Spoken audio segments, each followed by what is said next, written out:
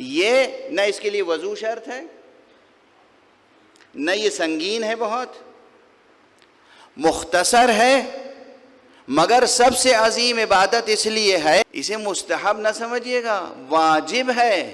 سعادت مند ہیں وہ جو ہر روز کہیں، سعادت مند ہیں وہ جو ہر نماز میں کہیں۔ بسم اللہ الرحمن الرحیم۔ ایک فرد کو اور ایک معاشرے کو جو گھن اندر سے لگتا ہے، اس گھن کا کیا نام ہے بتائیں گے کوئی مجھے؟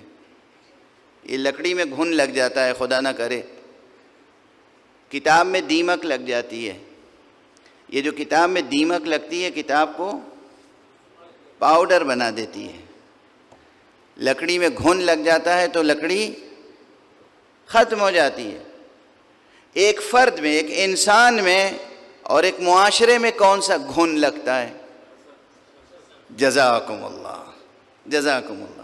یہ حسد ہے، یہ حسد ہے جو انسان کو خود تباہ کرتا ہے، حاسد کو تباہ کرتا ہے اور معاشرے کو تباہ کرتا ہے، گھروں کو تباہ کرتا ہے، معاشروں کو تباہ کرتا ہے۔ بجائے اس کے کہ آپ حسد کریں، آپ یہ چاہیں کہ دوسرا مجھ سے بہتر ہو۔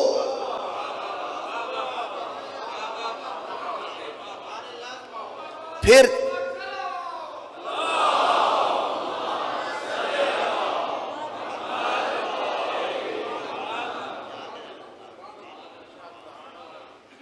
آپ کا بیٹا آپ سے بہتر ہو، آپ کا بھائی آپ سے بہتر ہو، آپ کا دوسرا عزیز آپ سے بہتر ہو، آپ کا دوست آپ سے بہتر ہو۔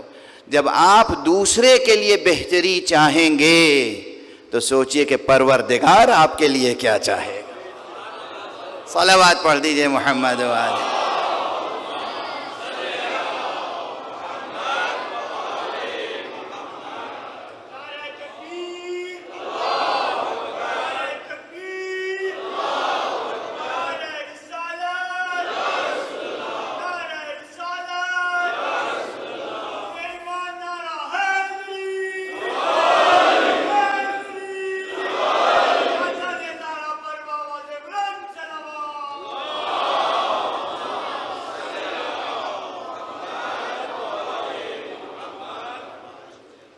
اگر ایسی نفسیات پیدا ہو جائیں، اور جس کے نمونے ہیں ہمارے پاس، جس کی مثالیں ہیں ہمارے پاس، معصوم تو معصوم ہوتے ہیں، معصوم نے جو اپنے اصحاب تربیت کیے، جو اپنے اہل بیت تربیت کیے، اس میں یہ مثالیں ملتی ہیں۔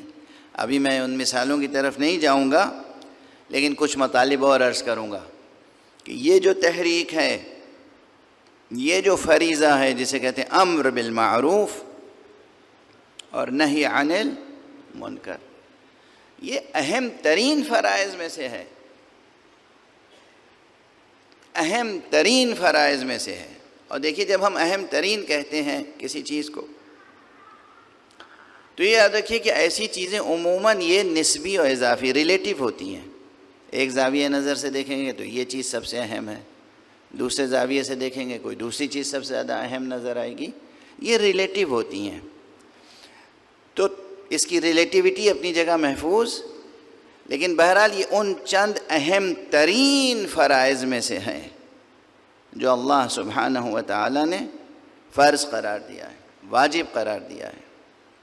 اللہ نے کوئی ایسی چیز واجب قرار نہیں دی ہے جس کی آپ کو ضرورت نہ ہو۔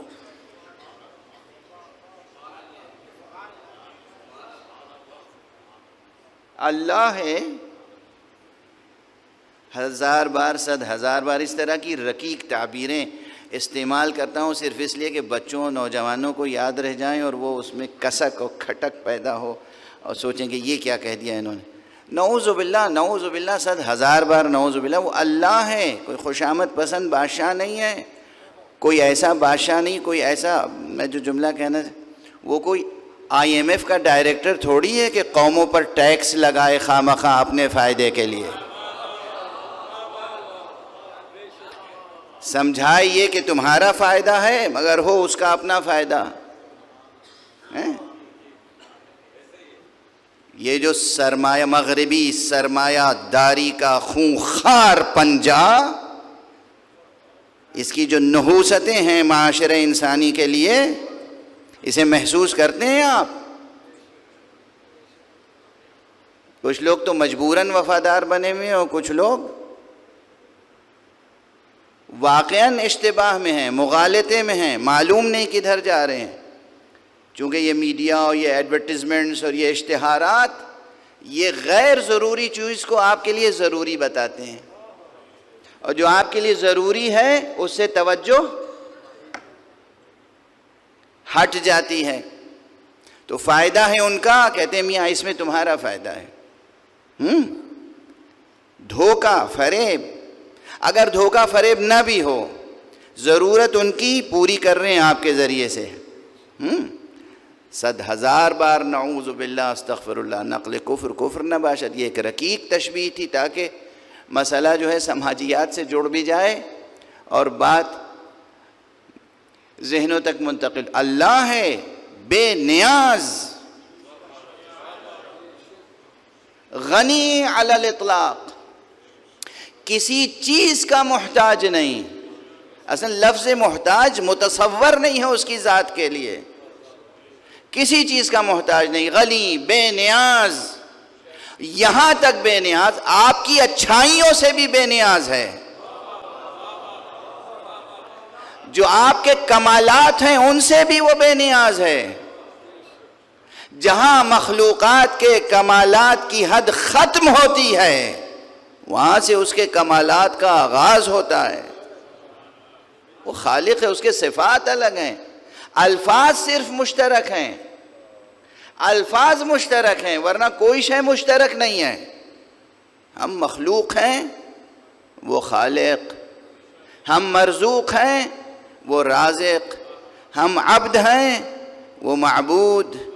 ہم مرحوم ہیں، وہ راحم.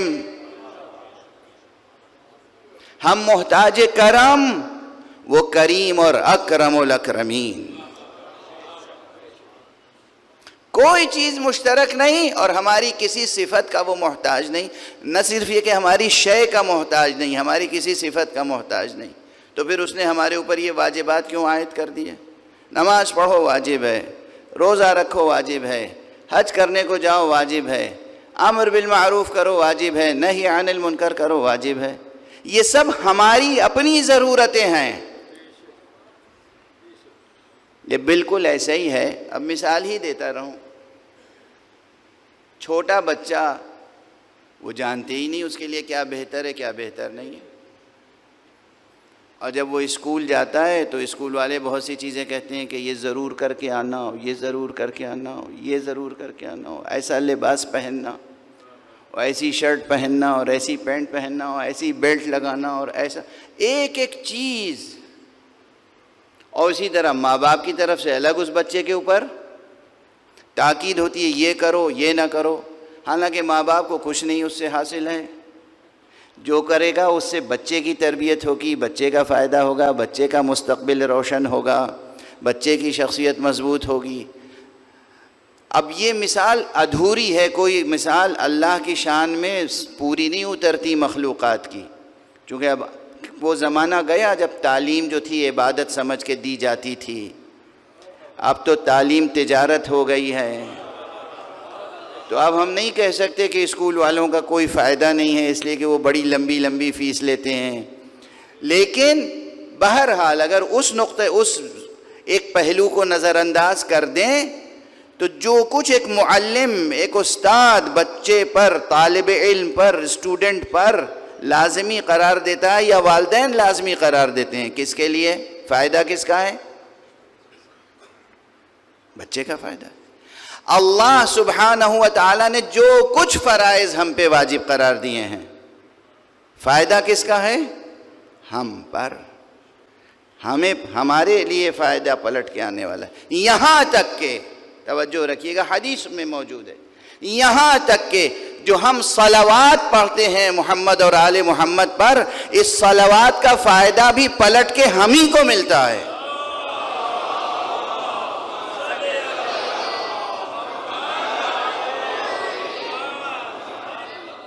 ورنہ ہم کیا، ہماری حیثیت کیا، ہماری زبان کیا، ہم خدا سے دعا کریں گے کہ یا اللہ مصطفیٰ اور اہل بیت مصطفیٰ پہ رحمت نازل کر. وہ مصطفیٰ اور اہل بیت مصطفیٰ جو خود کائنات رحمت پروردگار ہیں، جو خود خلق عظیم پر فائز ہیں اور جو خود رحمت عالمین ہیں. وما ارسلناک الا رحمتا للعالمین، ہم نے آپ کو نہیں بھیجا مگر عالمین کے لیے رحمت بنا کر. جو خود کائنات رحمت پروردگار ہوں ان پر رحمت کی دعا ہم کریں گے. مگر کیوں یہ واجب ہے؟ واجب ہے، مستحب نہیں ہے. صرف اسے مستحب نہ سمجھیے گا، واجب ہے. واجب ہے، کم سے کم زندگی میں ایک بار کہنا تو واجب ہے ہی. سعادت مند ہیں وہ جو ہر روز کہیں، سعادت مند ہیں وہ جو ہر نماز میں کہیں. حدیث ہے، پوچھا گیا کہ ہم حدیث صحیح. یوں تو صلوات کے بہت سے فائدے ہیں، مگر ایک فائدہ بیان کر کے آگے بڑھوں، اور یہ وہ حدیث ہے جسے میں پورے وثوق سے کہہ رہا ہوں ان لوگوں نے بھی نقل کیا ہے صحیح سند کے ساتھ جن کے دل میں رسول کی محبت نہیں ہے.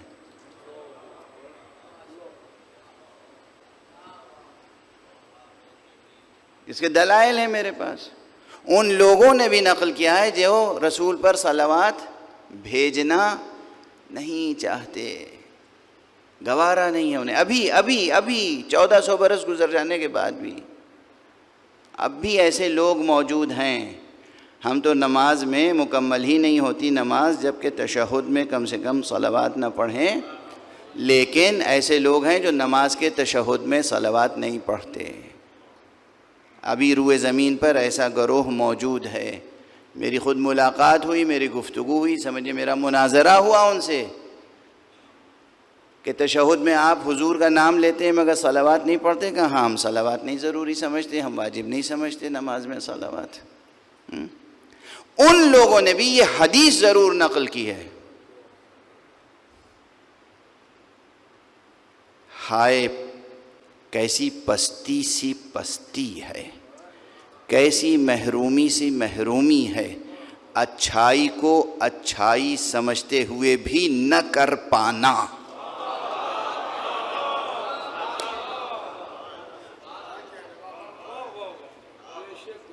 اچھائی کو اچھائی سمجھتے ہوئے بھی نہ کر پانا، یہ نفسیات نہ پیدا ہو گئی. تو وہ جانتے ہیں، انہوں نے حدیث، یہ صحیح السند ان کی کتابوں میں بھی ہے کہ حضور نے فرمایا جو مجھ پر ایک بار صلوات بھیجتا ہے اللہ اس پر 10 رحمتیں نازل فرماتا ہے.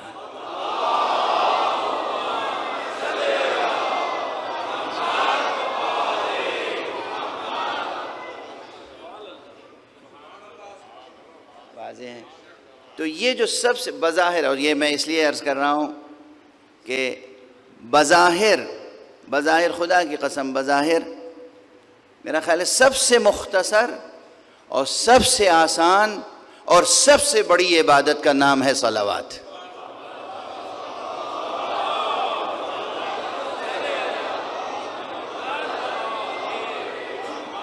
سب سے مختصر، اس سے زیادہ مختصر نہیں ہو سکتی، اس سے زیادہ زبان پہ سبک اور آسان نہیں ہو سکتی. اور کوئی شرط نہیں، وضو کر کے صلوات پڑھیے شرط نہیں ہے. یوں باوضو ہمیشہ رہیں بہت اچھی بات ہے، لیکن وضو نہیں ہے تب بھی آپ صلوات پڑھ سکتے ہیں. بلکہ ایک شگفتہ سی روایت ہے، اجازت ہو تو پڑھ دوں آپ کے ساتھ. ایک صلوات پڑھیے محمد.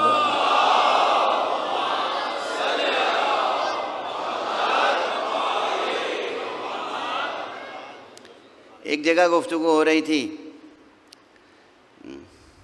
حضرت حذیفہ یمانی. اب میں مختصر عموماً پڑھا کرتا ہوں، تفصیلات یاد ہوتی ہیں تب بھی میں اسے مختصر کر دیتا ہوں. حضرت حذیفہ یمانی نام سنا ہے آپ حضرات نے، ضرور سنا ہوگا. حضرت حذیفہ یمانی بہت بڑی منزلت کے حامل تھے. آپ بتائیے وہ کون ہوگا، وہ کیسا ہوگا جسے رسول اپنے راز بتاتے ہوں.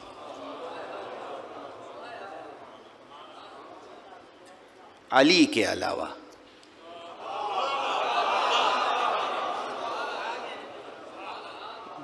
مولا علی کی بات تو بالکل الگ ہے.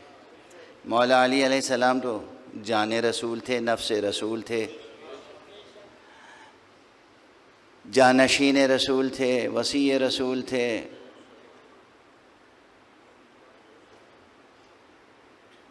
اچھا سچ میں یہ بتائیے، یہ جو لفظیں ابھی میں نے استعمال کی، یہ کوئی پہلی بار استعمال کی؟ کروڑوں بار سن چکے ہیں آپ. کیا اس میں تاثیر ہے کہ جب کوئی بھی دہراتا ہے تو دل کھل اٹھتا ہے؟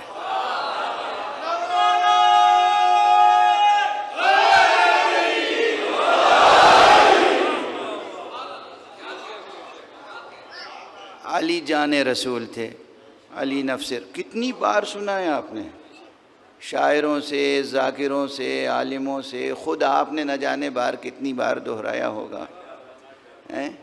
خدا کی قسم کیا کوثر جاری ہے فضائل علی. لوگ جیتے ہیں اس ہوس میں، اس حرص میں، اس حب میں، اس خواہش میں، اس تمنا، اس آرزو میں کہ جنت میں جائیں گے تو نہر عسل سے دہن کو شیریں کریں گے، کوثر کا پانی پئیں گے، نہر لبن سے محظوظ ہوں گے. ہمارے لیے تو ذکر علی کوثر بھی ہے، نہر لبن بھی ہے، نہر عسل بھی ہے.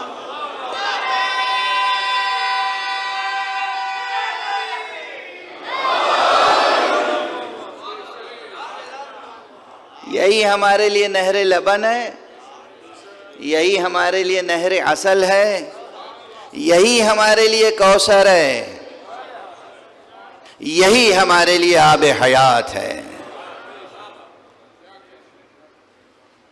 تو مولا علی کی تو بات ہی الگ ہے. مولا علی کے علاوہ جن چند افراد کو یہ شرف حاصل تھا کہ حضور کے تھوڑے سے راز حضور نے انہیں بتائے تھے، ان میں سے ایک جناب حذیفہ یمانی تھے، حضور کے وفادار، مولا علی کے وفادار. تو جناب حذیفہ یمانی بیٹھے ہوئے تھے، ایک دربار سجا ہوا تھا. انہوں نے جو دربار کے راس و رئیس تھے انہوں نے پوچھا، حذیفہ کیسے ہو؟ کیف اصبحت یا حذیفہ؟ حذیفہ کیسے ہو؟ کیسے سویرا کیا؟ کیسے صبح کی؟ یہ عربی کا ایک محاورہ ہے اپنے انداز کا. کیا بتاؤں میری حالت کیا ہے؟ کیا بتاؤں کہ میری حالت کیا ہے؟ میں حق سے کراہت کرتا ہوں اور بغیر وضو کے صلاۃ ادا کرتا ہوں. میں وہ رکھتا ہوں جو خدا نہیں رکھتا. ایسے ہی 2-3 جملے وہ کہتے گئے.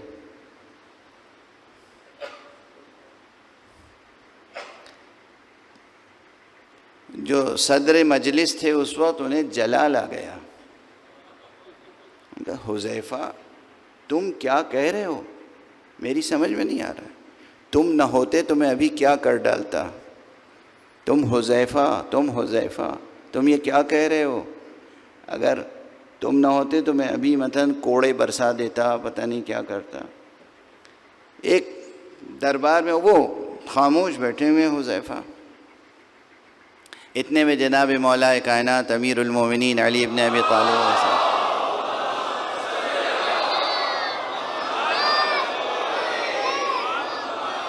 تشریف لے آئے.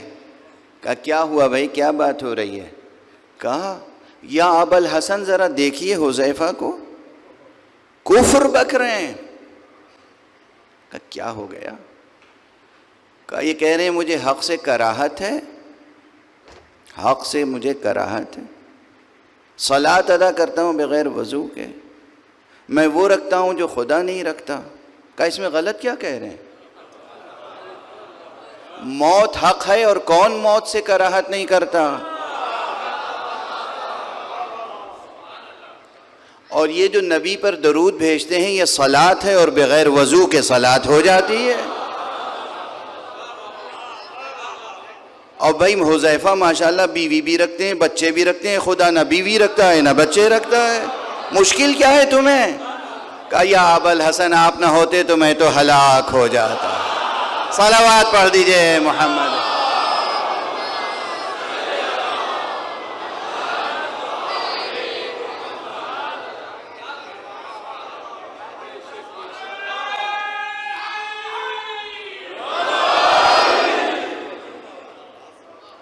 حضور کی طرف یہ حدیث بھی منسوب ہے کہ حضور نے فرمایا ہے کہ مومن کا مزاح بھی عبادت ہے،